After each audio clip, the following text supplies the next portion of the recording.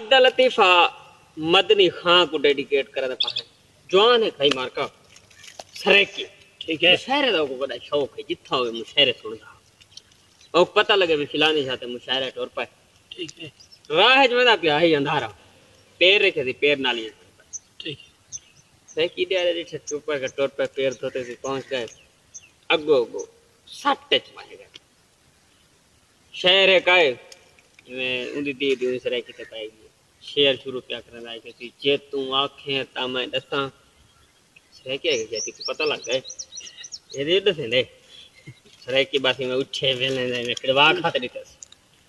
ولا وان کے بیٹھے شعر سمجھے کو میری گال چنگی لگ گئی ولا شعر ہے کہ جے تو آنکھیں تا میں دساں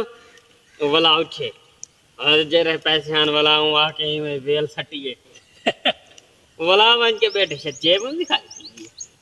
شعر ولا میں کہ جے تو آنکھیں تا میں